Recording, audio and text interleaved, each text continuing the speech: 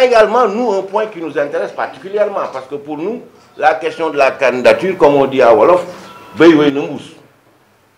mais la question maintenant, pour nous, c'est les droits du candidat Khalifa Ababacar Sall.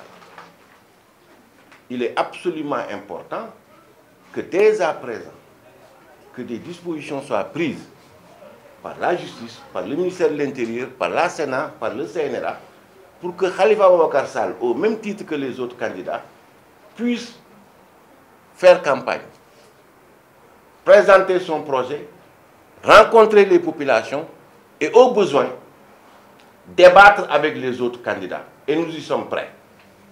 Nous sommes prêts à débattre avec tous les candidats, mais en particulier avec le candidat sortant. Il nous a présenté l'autre jour un bilan lors de son adresse à la nation. Nous voulons discuter de son bilan. Nous voulons également confronter son nouveau projet avec notre projet, mais sous ça, sous l'arbitrage du peuple souverain.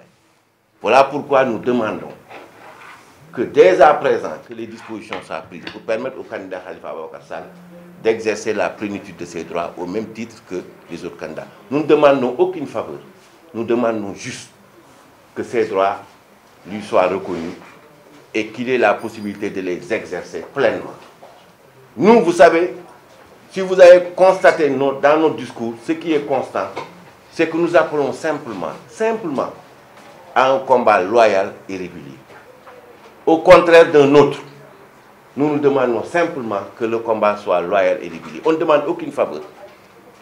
On veut simplement que tous ceux qui ont une ambition pour ce pays puissent présenter leur candidature. Une fois leur candidature actée, que leurs droits leur soient reconnus et qu'ils puissent s'adresser au peuple sénégalais. Parce que nous sommes des démocrates. Nous sommes profondément attachés à la démocratie. Et pour nous, dans une démocratie, le seul arbitre, c'est le peuple souverain. C'est pourquoi nous le disons, au-delà de la candidature de Khalifa Ababacar Sall, qui est définitivement actée, parce qu'il n'y a pas polémique suite à ce qui s'est passé hier. Ce qui veut en tenir la polémique, c'est pour flouer les Sénégalais.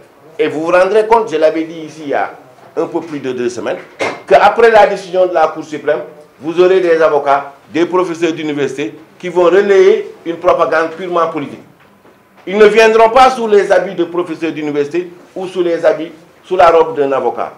Ils viendront dans le cadre d'une propagande, en mettant de côté leur savoir, leur expertise, mais juste pour essayer de faire croire à l'opinion des choses qui ne sont pas conformes à la loi.